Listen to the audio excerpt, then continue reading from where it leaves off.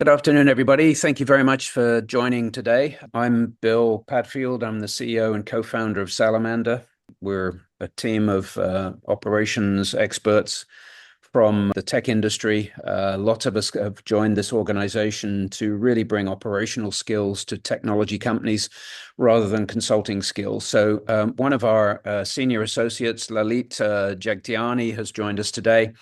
And he's going to be talking through innovation and transformation in the AI world. And he has a background in innovation and transformation. In fact, he's a specialist, particularly on next generation technologies. He's the author of a book called When Change Happens. And he's a speaker on business model innovation, digital transformation, change management, and the future of work. And today he's going to be talking from AI pilots to business value, which is a topic that's on a lot of people's minds right now. So welcome to it, Lalit. Over to you, sir. Thank you, Bill, and hello, everyone, and thank you for joining. One of the key things, and this is a conversation I've been having with many of the people that I meet, with this whole AI hype and what all has been happening in the AI world, a lot of people are doing a whole lot of work in the space of AI. But one of the key challenges they keep telling us is that, hey, we've got a lot of pilots, but we are struggling on how to create value out of them. And that's why we said, hey, this seems to be a good topic we can talk about today and kind of discuss what our experiences have been in that space. And it'll be great if you can share your experiences as well, because the idea really is to collectively build intelligence around this topic, which seems to be burning in the agenda of many corporates and many boards. So today's agenda, if we list it in sequence, would be around, so why do AI pilots stall before they create value? And what could be a simple method to kind of convert these pilots into a proper business initiative? And then what are some of those things that we need to think about, what we call as what must be true in the context of business, technology, and people? And then how do we kind of make sure that we have the right success gates, the right metrics and governance to scale responsibly? And then maybe some kind of a practical 90 days, and I love to do some Q&A, but we don't necessarily need to wait for the end. We can have discussions as we go along as well. Why they don't become initiatives, and this is not something new or rocket science. It's three simple things. The first thing is a business gap. I was having a conversation with this one executive, and he says that, hey, we have created this lovely chat bot that kind of provides great customer service. But we have to realize that in boards of corporates, there are always competing agendas. And when the board looks at things, they always look at what's the biggest bang we get for our buck. And somehow that chatbot didn't fit into this kind of a model. What that then happens is that it gets dropped from the agenda. So it may be a great pilot, may have been working successfully, but because it was not a key metric or people didn't see the metric in terms of the investment versus ROI, it was something that got dropped. So the business gap becomes something that we need to think about. The other, and we undervalue this, and we'll talk a little more about it as we go along, is the complexity of data. So sandbox, control data, fabulous. You can show some fabulous use cases. But we all know, particularly in large enterprises, there are a complex set of multiple IT solutions that are there in that system. Those multiple IT solutions have people who have customized them to suit their business requirements. And when those folks have gone around customizing it, what they've started doing is they started creating and data tables that only the coder has understood the logic of. As long as they were hard coded into core systems like the ERP systems or CRM system, they work fine. But now when you're kind of trying to look at an aggregated data or a data lake and then saying, okay, now I need to analyze data across multiple systems, the AI solution is struggling to find out what does this data pertain to? What does this table point to?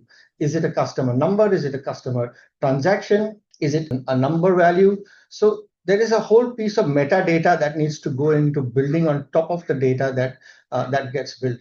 And people really underestimate the complexity of creating that metadata layer and meaning making out of data, cleaning up data that calls for large volume of work. So that technology gap becomes then one of the big hindrances of setting up a good outcome. And then finally, of course, at the end of it, organizations are people-centric. People have their biases, they have their challenges, they have their complexities. And these come in the way of successful pilots and projects. Who's driving the project? Who's the power center? who's getting threatened by the project. All these things start playing a role in, and that's where, again, challenges happen in terms of how you work with technology. Given that context, I thought let's talk a bit more about some of those areas that we talked about, and maybe walk you through some examples. And it would be great if you can share some examples as well. And I talked about the chatbot one, which I did in my previous slide. But there was a very interesting one. I was talking to this person who was heading production, and he was trying to introduce this whole predictive maintenance model on using AI. But when it came up again in front of the people who decide on what to invest in and what initiatives to invest in, machine uptime was not really a problem, because these people are doing such a great job of making sure that the uptime was always on. This value proposition of an automated AI and kind of predictive maintenance model didn't seem to resonate. And they said, hey, we don't have this as a problem. So why are we investing so much money in building this model? So that was an example of where things didn't work in that case. I was talking to one of the financial sector folks in the insurance sector, and they were looking at fraud detection. And when we looked at fraud detection, they said that in the pilot, it seemed to be working pretty well, and they were pretty impressed. But their data came from 6 siloed systems, and each of them had very inconsistent schemas. And that kind of, when the system started trying to make or align itself to analyze all the information that was given to come up with a bit of a predictive model, that became something that the system failed.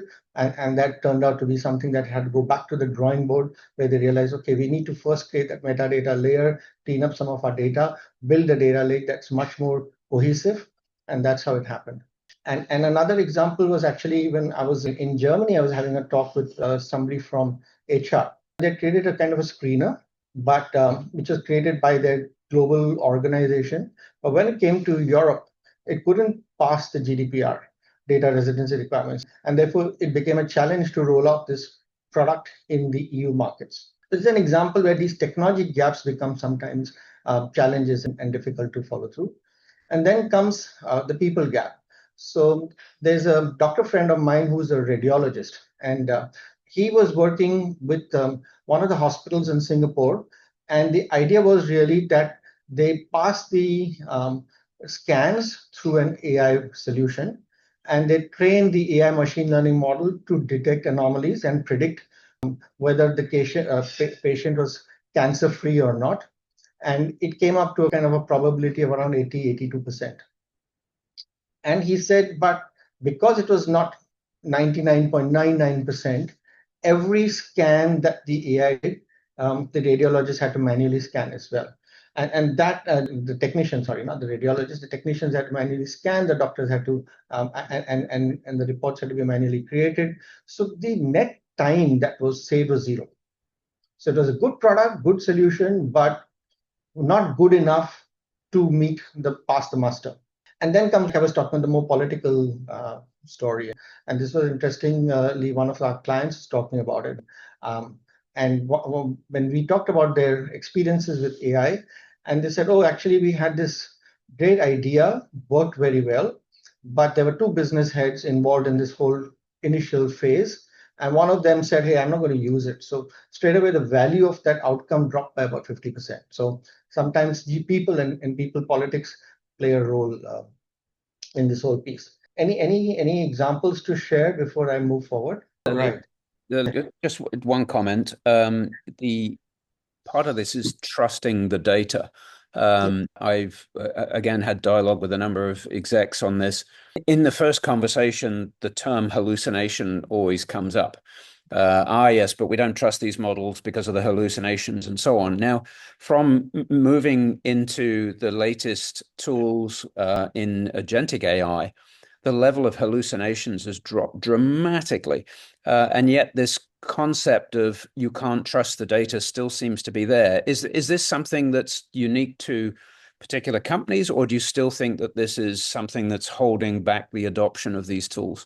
It's holding back the adoption of the tools, and it's actually an architect problem, in the sense that when you're trying to create data that execs rely on, how you architect the solution becomes very important. So for example, if you're pulling out data from your core systems, don't use Gen AI to do the analysis. use your standard machine learning models because they're pulling real data, or you want to know exactly the source of the data and what was the algorithm used to analyze the data to come to that particular conclusion. So what we always say is whenever you're dealing with data that is hard coded into an organization, use standard extraction and algorithms to analyze that data. Use the Gen AI layer to interpret, to engage with the users, to be able to understand what they were trying to correlate, and then architect the solution with these standard models. Once you are able to do that, you're able to show them that, hey, the data source of this particular analysis is this way we've got it from, and this is where we've kind of analyzed it. When you're dealing with data that's outside of the organization, that is when you move into probables, and that probability normally is not something that's very core to an organization. So there, people are willing to play with a little bit of ambiguity. For example, if you're trying to find out what is customer behavior and which of these customer segments are likely to buy based on some market signals, that market signaling doesn't necessarily need to be 100% accurate, because we do know it's based on very general data, and that hallucinogenic effect is okay. So the context of the use and the architecting of the solution are two critical elements. The method, when we move in, they have to move concurrently across multiple tracks. So the first, and like I was saying, if it's not part of the strategy agenda of the organization, the board will drop the investment very quickly. So the first thing is you need to look at what's the organization trying to do, what's high on the agenda of the business that they're willing to invest and they're willing to look at to drive value. So that's why kind of it's very important to know what that strategic intent of the organization is, where they're putting their priority on, and then who would likely own this solution that gets built. Without a clear business owner, it becomes a bit of a challenge. And then what's really the outcome that we are trying to measure? And we talk about these in a little more detail as we go further into the session. And the next comes is the use case itself. So the business model. It's very interesting that when we try to use AI to replace what we do on a day-to-day basis, you don't really see value. You need to relook at the whole model. What segment are we addressing? What activities do we need to change to make sure that we get value from that solution? What's the typical cost versus benefit that we are getting? And the other areas in the space, and we'll talk about that also a bit more, is in the space of workflow redesign. We tend to use the same workflow that we already have and tend to automate that. You probably don't need that. The way solutions work, the way an AI solution can analyze complexities is beyond what the human can do. So you can provide them a lot more complex inputs to create much faster workflows, much more coherent workflows, without having multiple humans in the loop to do the checks and balances. You can create humans as exceptions. And that's why the whole workflow redesign becomes a big part of a discussion in the organization, where people have to be actually willing to accept that the workflow is now going to be different. And then, of course, comes the guardrails, so the controls, the operating fit for that solution. And then we talked about the production readiness, right? So making sure that the data is clean, and many organizations underestimate this. So we were actually talking to a few execs on this data activity, and they said it's going to take us X number of million to get the data cleaned up and put into a system which the AI can work on. And we never thought that was the case. So we always say that, don't churn the ocean. Don't try to clean up the entire data of the organization, particularly if you have a large organization. Focus on the one that's most relevant to your strategy. Work on those data sets. Work on finite data sets that you need to clean up, finite outcomes that you need to focus on before you boil the ocean. Show proof of concept, and as you go along, start doing the rest. And that's something many people struggle with, and many of the projects get stalled because of that. And then finally, we talked about the adoption part, training, change management are very critical elements of human behavior. So if, for example, you see this machine as a threat to your job, very often you're going to be finding ways to stall it. We've actually come across people who have tried to stall or tried to prove that the data that is coming out is junk, primarily because they're worried that their jobs are at stake. So that's another thing to work out for that. Work on human augmentation with the AI, and that should be the first approach till you are able to get some traction, rather than human elimination as a starting value proposition. So then let's start first with the business lens of it. And this is where, what I've said in the left is, again, nothing new. We've read it and we've talked about it, and we know all this is clean, logical. But one of the key things that we've done, and this is one of the accelerators we have that we can work with, is on the right-hand side. So we created success stories, around 40 to 50 of them, and they're increasing as they go. What are some of those AI solutions that have actually created value for organizations?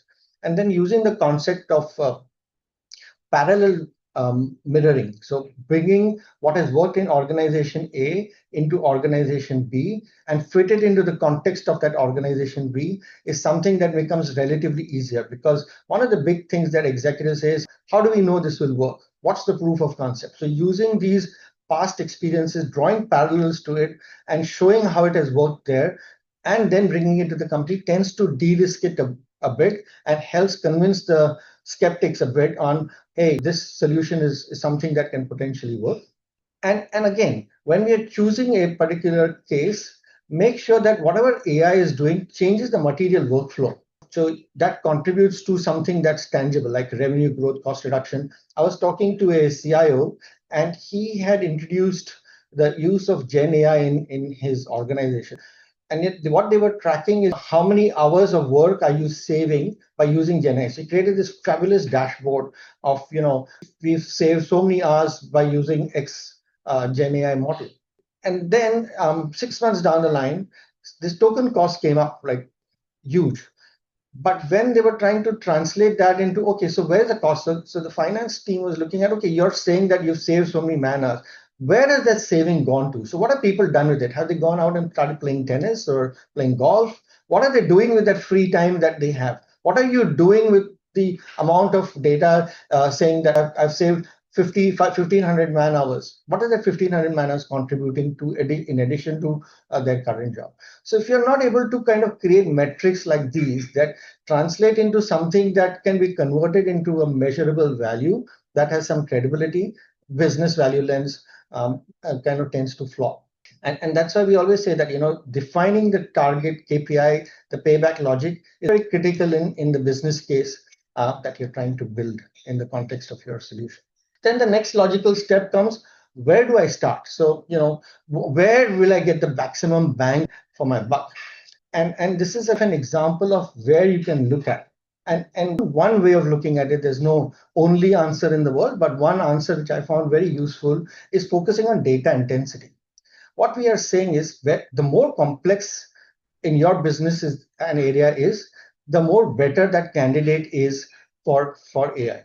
Why? Because AI can then analyze the patterns, it can predict outcomes, it can recommend actions and support faster decisions. So for example, if I'm not sure whether you can see the screen, it's pretty small, apologies for that. But if you look at the customer complexity, the channel complexity, product complexity can get too high.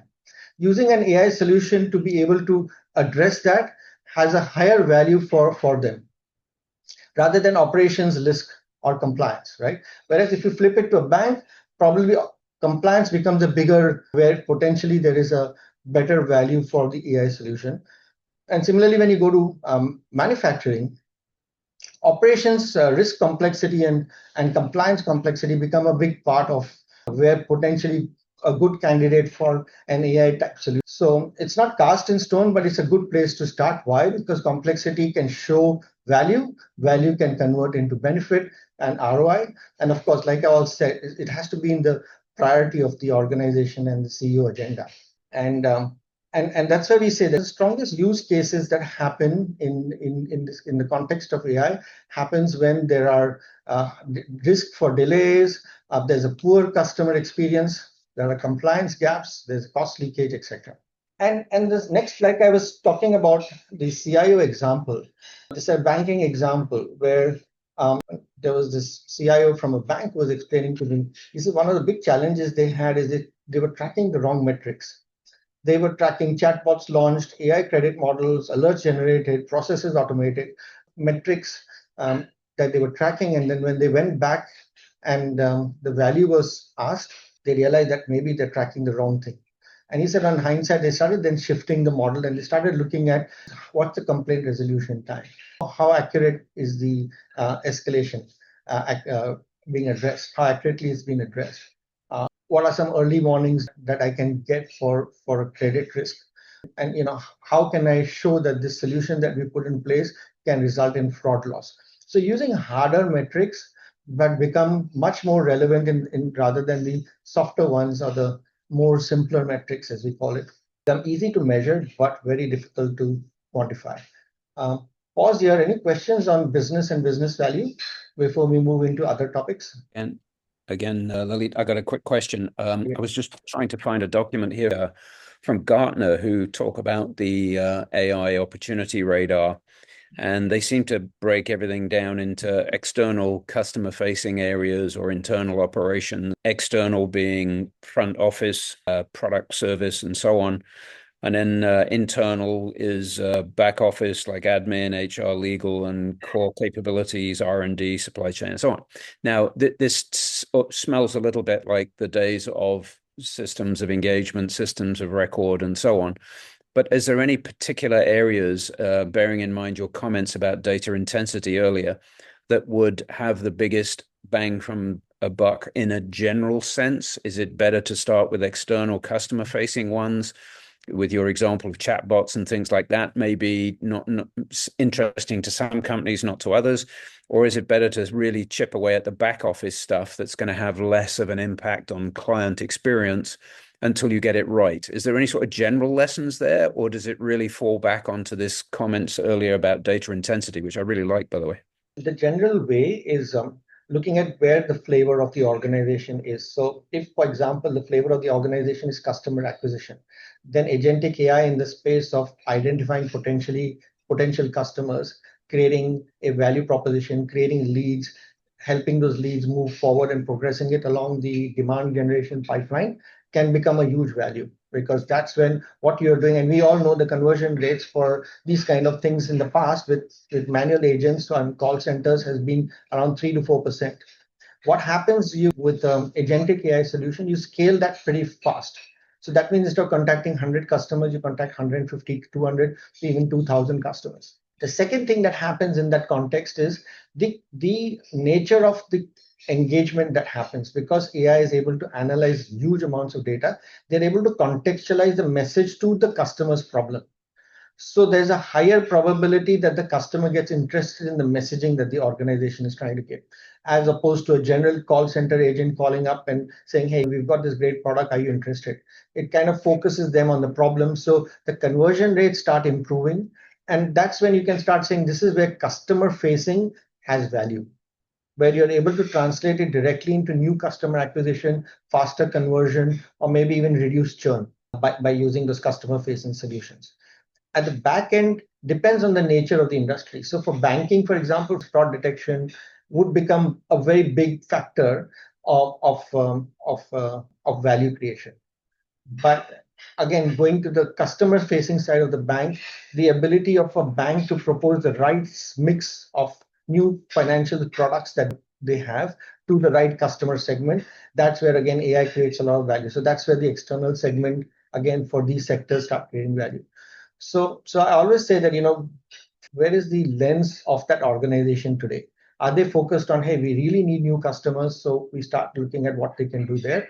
Banks, if they need to grow their financial wealth, they need to acquire either from existing customers new products and solutions or acquire new customers. Then we focus the AI solutions in that space. Thank you.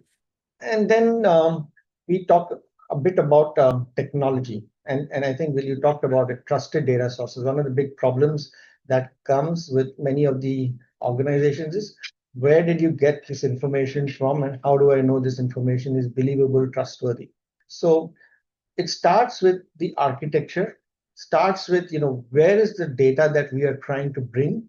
How is that data getting analyzed and churned? In what kind of a believable model does that happen? And then sitting on top of that, how does that then interact with the organization that we are talking about? Becomes very important in this. The other thing many organizations tend to be not very careful about is they use a lot of Gen AI to do many things. And Gen AI is not cheap solution. There are huge token costs involved. And the more you use it, the more complex it gets. And I'll give you an example of agentic AI we talked about. So in agentic AI, in the beginning, let's say, for example, you have an agent that does a bit of a research. Then based on that research, the agent makes a recommendation. Based on the recommendation, a payment is made. For example, a customer is trying to make a claim. The agent then goes about trying to find out how the claim is legit or not. It does the triages, it looks at all those different things. Another agent actually then, based on that processing, runs a transaction to say, okay, I need to withdraw, create an approval or a credit note for the customer. Then somebody needs to make that payment. So it's a fairly simple system, which a normal human does. But what happens with agentic AI is they are trained based on what we call a positive reinforcement cycle. So agents want to succeed, which basically means over time they will start over processing claims. So if you're not careful and you've not put the guardrails in place, you may realize that the organization may lose a lot of money on claims because the agents are trying to subvert all the rules that they can, find all the loopholes in the system to try and succeed in providing that refund to the client. Now, then you start creating an agent to check on this agent to make sure that this agent is getting audited. Then you create an agent that if it has been audited, what are the alerts that it creates in the system? And then you create another agent to basically, once those alerts are created, to recommend a corrective action of a correction of that particular initial agent's bias. Now, all that is very good and very true for an organization because you want to be predictable and you want to make sure that you're making the right money. The flip side of it is there are so many tokens that are getting consumed by these agents. So the processing of that entire transaction, you've spent a lot of money in the tokens that get created for those agents.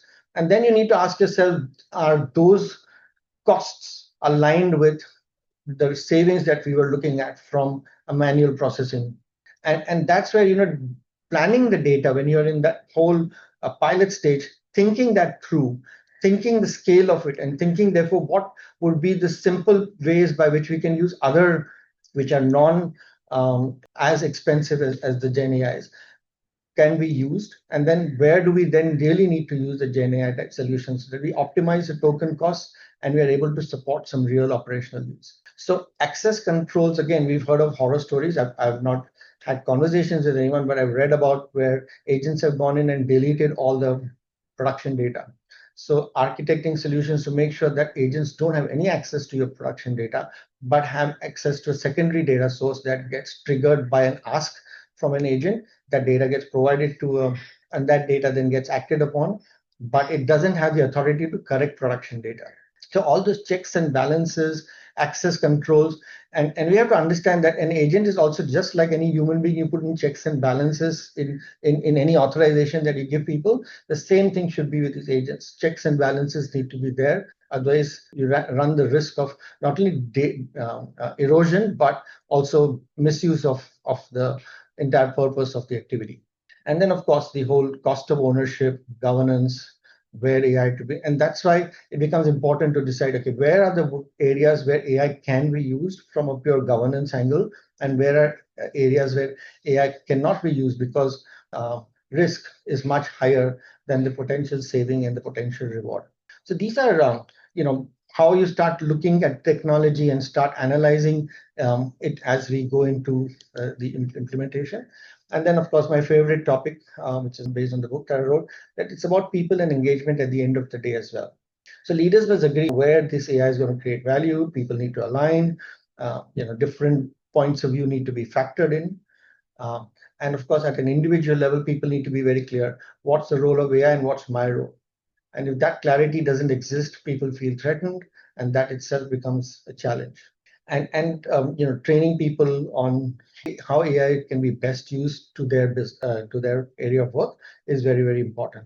So managing the aspirations, managing the politics of it, making sure that the right messaging is in place, making sure that people see it's contributing to their business growth. If I'm a business head, I don't see that AI contributing either to my top line or bottom line, I'm going to pretty much kill it very soon. And then making sure that the structure that we talked about, not looking at processes as AI, replaced by AI, but reimagining the process themselves. Now we have with AI becomes a very important element of this whole journey of design and crafting of the AI product and solution. I pause here. Any questions, any thoughts before I go to that? There was a quick question that came in. I noticed there. Let me just try and find it again. In the age of Gen AI rather than agentic AI, what is the kind of payback period that successful implementations have had? And the consulting answer is depends. Yeah. As of now, um, very few Gen AI products, about 15% of them have actually had a payback. And the reason being because token costs are going up. So even today, if something has a good payback, you cannot guarantee it will happen tomorrow. So there's no, I would say, hard-coded payback period, but from a board perspective, there are different guidelines that board offers where you say, okay, I want my ROI to be shown in year one, year two, or year 2.5. It depends on the appetite of the company and also the appetite of how much the company is willing to wait for getting the benefit out of the solution. And that's a just pure Gen AI in itself, by use within an organization, very difficult to show value and very difficult to show ROI. Like I said in the example that I gave earlier, it has to be in a combination of achieving an outcome, which is done in a combination of non-Gen AI and AI-based architected solutions, which are actually performing actions on behalf of the employee or scaling the actions that the employee can potentially do. That's where the value will come rather than it'll come from just pure use of Gen AI. I think also your comments earlier about really check the token cost. I've noticed that you can perform similar functions on different AI platforms, and the token burn on each of them is wildly different. So there is some optimization that can also be done. But when companies or people start to use tools like OpenClaw and other things, they've often been shocked at the amount of tokens that get burnt on these systems. So definitely something to keep an eye on, because a lot of people think, hey, I just subscribe to it and that's it. They don't seem to realize that there's productivity on the back of it and cost. There was an earlier question as well, if I may. It was on the subject of hallucination. If the source material is limited to the specific corporation, like it's SharePoint with strict rules not to search externally, is hallucination still a possibility? Yes, with Gen AI, it's always a possibility because you don't know the bias in which the model has been trained. And that's why we say when you're extracting data, use standard machine learning models to extract the data, use standard algorithms like correlation, like forest. You can use all these different algos which are in the market to basically extract the data because you want to make sure that what you do is justifiable. The Gen AI should be used mainly to interact with. So what a random forest will do is, or correlational algorithm will be, is very easy to explain. This is the mathematical equation. This is how the correlation has been drawn, and that is why we are drawing this conclusion. Simple math, explaining it to an executive becomes easy. But moment you go into a Gen AI based analysis, it's not so simple. They use a lot of other parameters which they've been trained on, and we don't know where the biases come from. Yeah, thank you. Hi, Lalit. Just a question on engaging the workforce. Um, what have you seen, based on your experience, which companies or organizations are doing this really well in terms of taking their people along the journey and engaging with them and when implementing this change? So personally, in my view, there are a few organizations which obviously, because I've been doing work with them, I will say they were the ones that are doing well with change because they've used this that I have. So I don't want to be a judgment on organizations, but to give you a view of what really works. What we talk about, and I talked about it in an earlier webinar, is this whole context of vision to action. That means if this is the solution that I'm using, as an employee sitting in the company, what difference is it going to make in the work that I do? How is it going to create a new value for me in and my work? So we always say that organizations that have done well are those that have created human augmented AI rather than those which have replaced people. Because the moment you start with the philosophy of I'm going to replace people with AI, and then you launch that in a company, no matter what amount of change management, people behaviors, you can get them to climb a mountain together, do team building exercises together, nobody's going to be really interested because they're worried that if they've replaced my colleague's job, they're going to replace me tomorrow. Absolutely. So always start with human augmented examples. Organizations that have done well have been able to demonstrate success stories with employees who actually used it effectively in their work. And suddenly then it becomes a fad. And suddenly it becomes, I want to do it. And those are the ones that, in my view, are the best place to get value out of this. Yep, Very well good. said. Thank you. There's another question here, Lalit, before you move on. We're talking about token consumption. There's the question is, there's quite a lot of talk about the benefits of small language models and leveraging cheaper processing power as well. What's your point of view on small and focused language models versus LLMs? Well, absolutely. That should be the first port of call. So, for example, you're analyzing customer emails to find out what's the sentiment. You can use a standard language translating software to be able to convert that and do a simple sentiment analysis. You don't need a Gen AI to be able to do that. In fact, the as it is moving with the all the laws and of compliance that happen, the small language models are the ones which are can be trained by you. You can add we what we call RAG as a model to train on your organization data and your organization outcomes. They are far more receptive to RAG. They are far more easy to train, and they're far more contextual in your case. So always start with the small language models. In fact, I would say go down one level, start with machine learning first. If machine learning doesn't work for that use case, then look at the small language models. And then for the interaction layer, because Gen AI is very good at conversational AI. So understanding your requirements. So when you talk about human interaction, that's where Gen AI works really well to say, hey, which my profit centers have performed the best in the last couple of months, bringing up that data.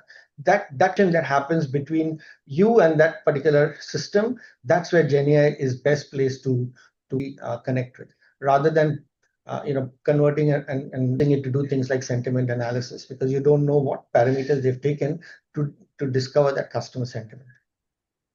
Lalit, one follow-on question, if I may. A lot of people are restricted in which models they can use at work, and then go home and use whichever model they want, often using corporate data. This is now really spreading around the industry, everything that, how do they manage to control all this from a security point of view? How do you give to people who are starting these projects in companies as guidance on how to manage the security aspects?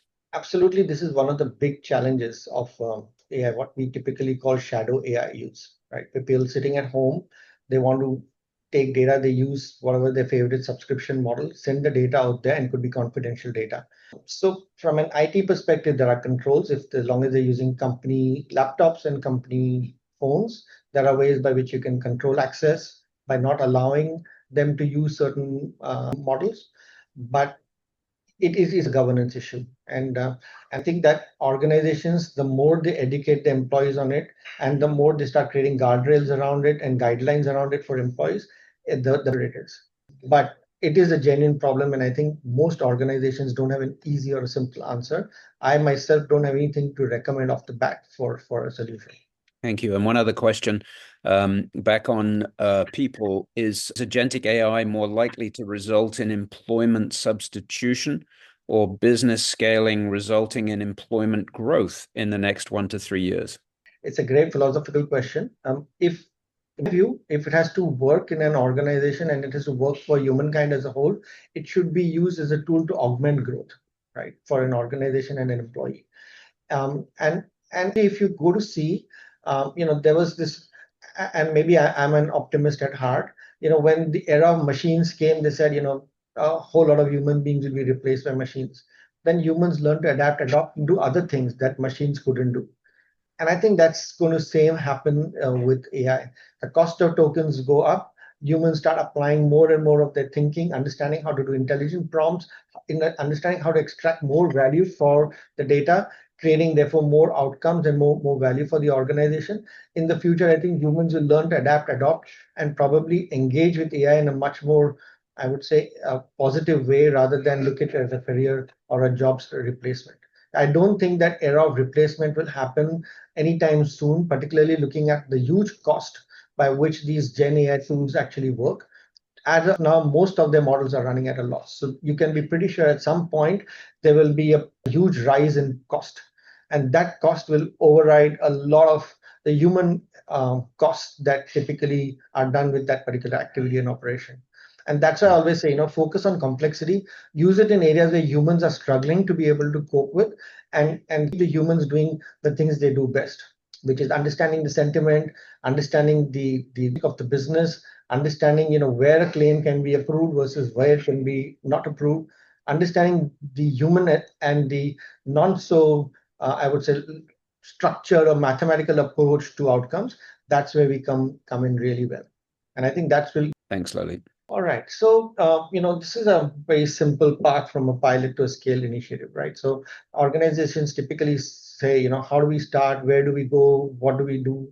And I always say that, a lot of organizations are working on how to use Gen AI to improve Excel analysis, which is good. You should do it. I'm not saying you shouldn't, but that's not where your money is going to come from. Somebody does a better analysis of that Excel spreadsheet. It's great for them, and it's great for the individual to do what I typically call human augmented work through AI. But when you're trying to create an investment, or you're trying to win the investment from a board or the executive of the company, you need to select a high value use case and create a value hypothesis, because what they want to see is the investment return, right? And then, of course, you will check whether it's technically feasible. So obviously you will test it out to make that happen. To that, add, of course, the data that is needed for, and like I said, don't churn the organization's data. You'll drive everybody crazy and probably be on the hate list of everyone in that organization, because you're going to ask everyone to clean up their data. Make sure that the data that you're using or you're going to put in are the ones that are relevant to whatever product or solution that you're trying to build. Make sure that you make the costs visible for that action. And then, of course, making sure that you have the right organization support, particularly from your technical teams as well and IT teams as well. And like I always said, focus on redesign of work rather than replacement of work, and expand it gradually by domain geography based on customer segment. And at every given point of time, from 1 to 2 to 3, always ask one simple question: should we stop? Should we continue, or should we scale? And these are some examples of success gates, right? So each gate that you put in should have some clear value evidence, some clear proof points of technical readiness, and some clear proof points of people readiness. So, who's the owner? Is the architecture feasible? Is the leadership team supportive of this? And then scale decision, does it have some strong indicators that it can scale? What's the evidence you're seeing of that scale? Do we have the right controls in place, and have those new workflows being very clearly defined? And are we getting enough users to engage with the solution that we have? And then, of course, the enterprise rollout, where you then repeat the value case and make sure that you have a reliable production-ready solution to make happen. And people have asked, what's the organization structure? So the other layers are pretty much the layers that you see. What we are increasingly seeing are new layers of, I would say, supervision coming in the organization, and these are in the form of an executive AI committee or a model risk management committee. And the models, like I was talking about, where for example, you can have overcompensation, where these models are trained for success and they will end up giving overcompensating the claims, etc., etc. There has to be so there are bodies now that are getting created within our corporates to validate these models. So these are the two new developments that I'm seeing that have happened in organizations, the two new sets of teams that have come in these organizations, and increasingly that's kind of growing in the structure of the organization. And this is a simple 30, 60, 90-day plan. All of us are familiar with those. And the idea is to kind of not cast in stone. This is just a point of view of how you can get started and where you should finally look to create value. I think the key message here is don't go with too many cases. Make sure that you have the right guardrails in place, and make sure that in at least the first 90 days, you have something valuable to launch, because otherwise organizations lose interest. When you go beyond a quarter, new interests, new hopes get in. So you need to show some quick value so that within the year, you have enough traction to be able to create at least 1 or 2 solutions that you go forward with if you're going to be using AI for your business. Thank you very much, Lalit. I really appreciate today, as always, and I really am grateful for you all attending this webinar. Thank you so much. And if you need more details or anything, please come back to us. Both of our contact details are on here. Don't hesitate to reach out if we think we can help you. Thanks again, Lalit. Thank you, everyone. Thanks a lot. Thanks. Thanks, everybody. Thanks.